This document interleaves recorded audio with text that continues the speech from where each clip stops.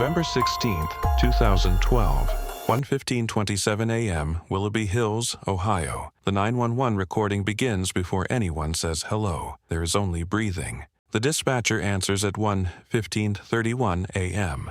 A young female voice pushes through the line, strained and uneven.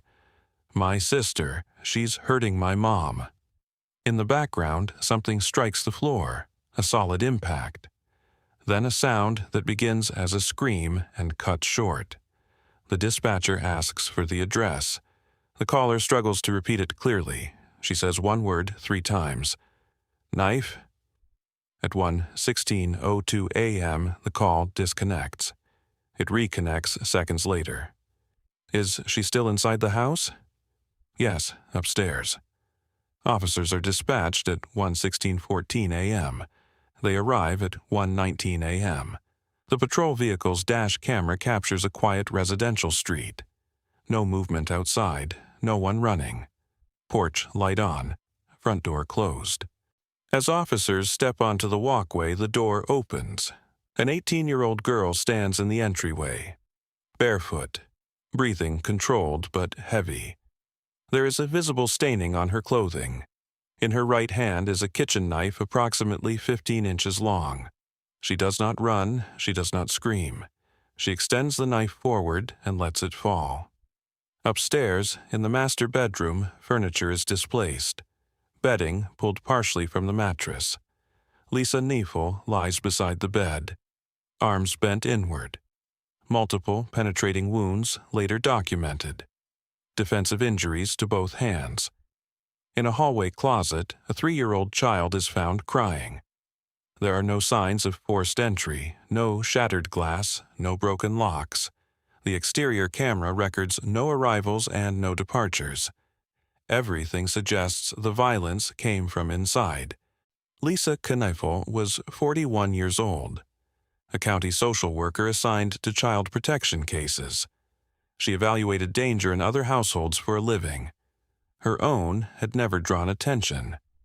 She married Kevin Kniefel in 2006. He worked as a long-haul truck driver. The marriage blended families. Lisa brought her teenage daughter, Megan. Kevin had a son from a previous relationship. Together, they had a 3-year-old daughter, Haley. In 2011, they accepted a foster placement. Sabrina Zunick entered the home at 17. Her childhood had been unstable. Her father died of overdose. Her mother struggled with addiction. Previous placements ended over behavioral incidents and theft. Case files described volatility and impulsivity. They also described charm, a strong desire for belonging. For nearly a year, the placement appeared stable.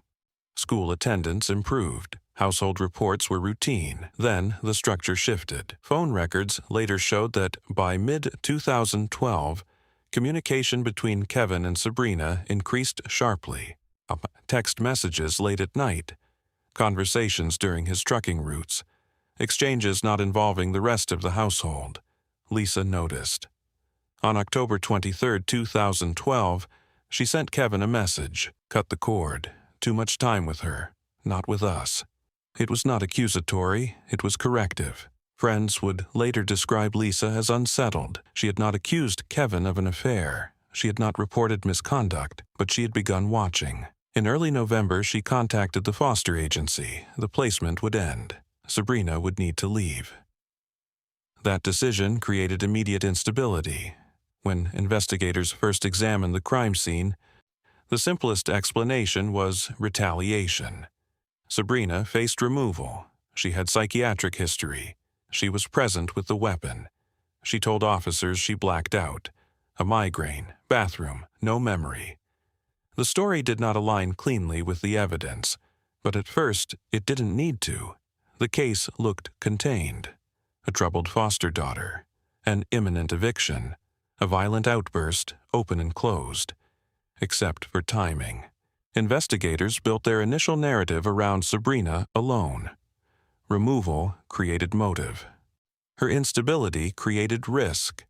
The weapon was in her hand when officers arrived. The house showed no external intrusion. The simplest explanation often survives the first week. But simple explanations do not always survive digital evidence, and digital evidence does not forget. In the first 48 hours, investigators treated the case as singular. Sabrina was 18.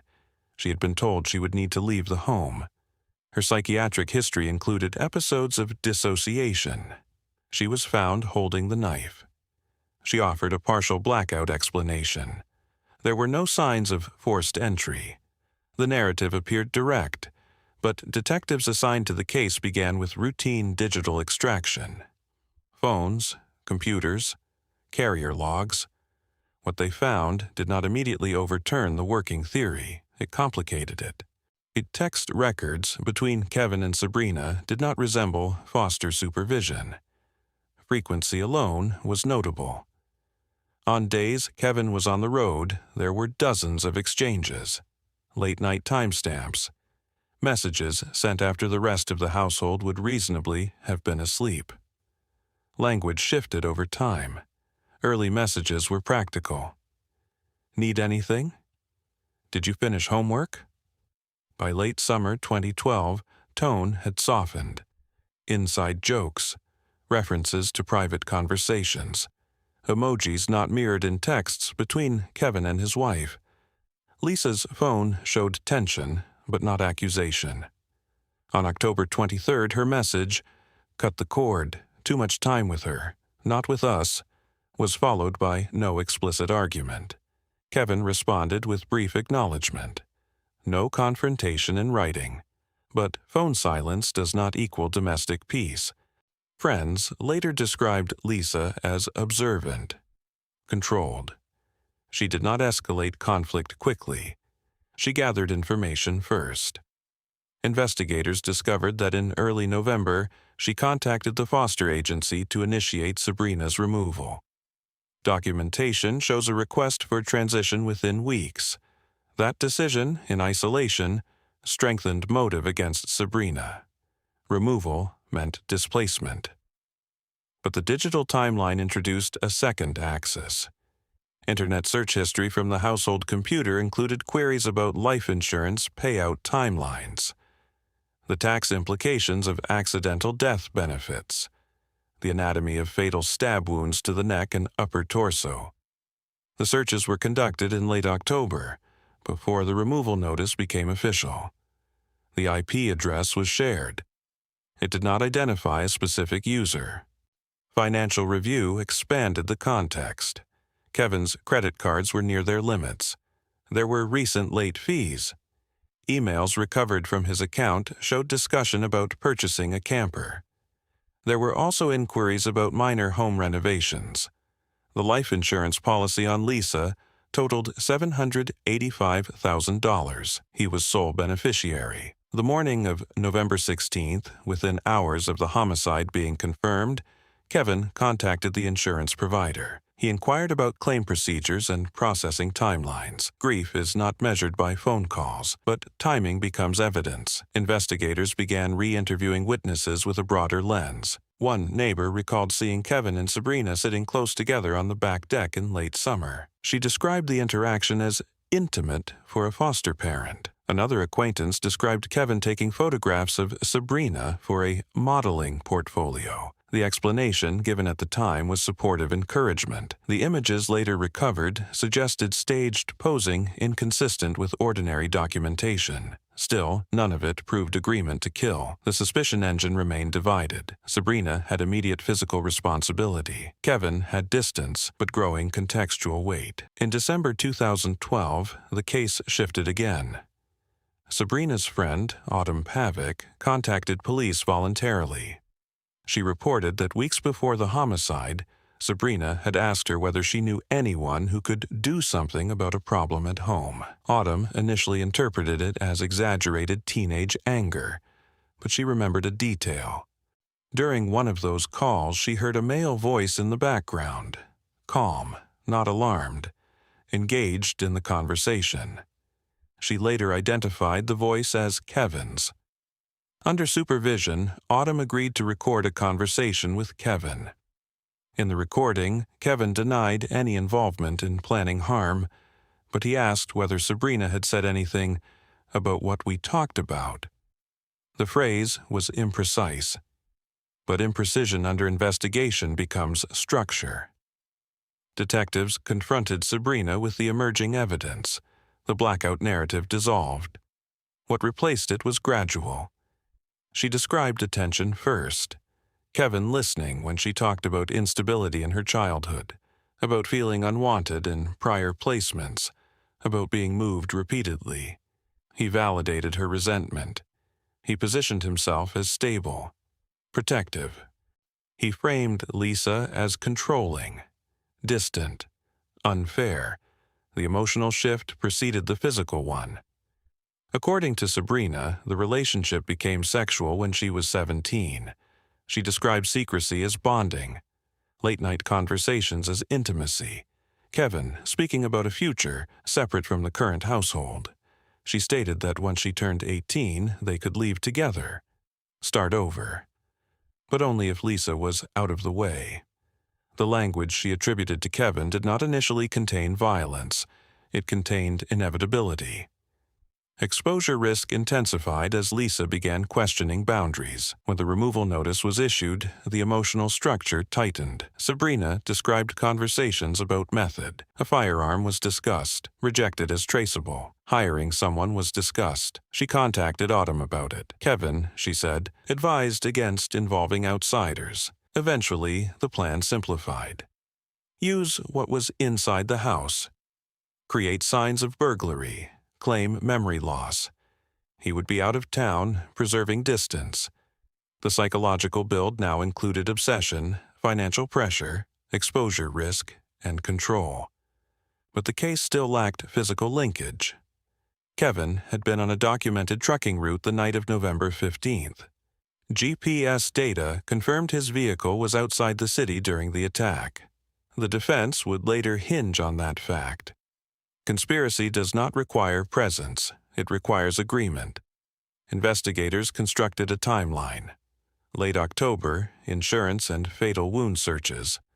Early November, removal notice. Mid-November, intensified text communication. November 15th, Kevin leaves town. 12:52 a.m. You okay? 1:15 a.m. 911 call. The digital footprint did not show Kevin instructing the act that night. It showed alignment before it. When Kevin was arrested in March 2013 and charged with conspiracy to commit aggravated murder and unlawful sexual conduct with a minor, the narrative publicly fractured. Until then, the story was simple. Troubled foster daughter kills mother. Now it became layered. Was Sabrina a volatile teenager reacting to eviction, or was she an instrument inside a larger structure built by someone who remained physically absent? The prosecution would argue she was both. The defense would argue she was only the first. The violence itself would remain brief. The architecture around it would take months to assemble. And in that assembly, suspicion would shift back and forth, never fully settling until a jury forced it to. By the time the case reached trial, the violence itself was no longer the central question. Everyone agreed on one fact. Sabrina Zunick had held the knife. What the jury needed to decide was whether she had acted alone, or whether the decision had been constructed elsewhere. The prosecution began by tightening the psychological sequence. They did not open with rage, they opened with grooming. Text message charts were displayed in chronological blocks. The frequency between Kevin and Sabrina compared against Kevin and his wife. The contrast was visible. Late-night clusters, emotional shorthand, private language. Then came the timeline. Late October, internet searches related to life insurance payouts and fatal stab locations. Early November, Lisa contacts the foster agency to end the placement. So mid-November, intensified communication between Kevin and Sabrina. November 15th, Kevin leaves town, 12:52 a.m. You okay? The prosecution argued that the text was not random. It was confirmation, not instruction, confirmation. Sabrina took the stand. She described the shift inside the home as gradual. She did not describe explosive arguments. She described isolation. Kevin confiding that Lisa was distant, that she did not understand him, that she was planning to take everything in a divorce. She testified that Kevin told her the insurance money would allow them to leave the state, that he described specific amounts, that he framed Lisa's removal of the foster placement as betrayal. The defense cross-examined her on her psychiatric history, on documented incidents of theft, on prior reports of hearing voices, and they emphasized that she was the one who entered the bedroom. She did not dispute that. When asked why she carried out the attack, she answered without raising her voice, "Because he told me it had to happen." The courtroom remained quiet. The prosecution introduced the recorded conversation between Kevin and Autumn. In it, Kevin denied involvement, but asked whether Sabrina had said anything about what we talked about. The defense argued that the phrase was vague, that it could refer to anything. The prosecution argued that vagueness was intentional. Then came financial evidence, Kevin's credit balances, late fees, camper inquiries, renovation estimates, and the life insurance policy, $785,000. The defense countered that financial strain is common, that insurance claims following death are procedural, that contacting an insurer does not equal motive. They returned repeatedly to absence. No fingerprints on the knife. No DNA placing Kevin in the bedroom. No eyewitness hearing him give instructions. He was physically miles away. The prosecution responded with conspiracy law. Agreement does not require presence. They reconstructed the final night with precision. Shortly after 1 a.m., Sabrina left her bedroom. She entered the master bedroom quietly. Lisa awoke during the first strike. Medical testimony described defensive injuries to both hands. The attack lasted under 2 minutes. 12 major penetrating wounds. Numerous additional cuts. Afterward, Sabrina stepped into the hallway. Megan opened her door. The 911 call was placed at 1:15 a.m. Police arrived 4 minutes later. The defense attempted one final reframing.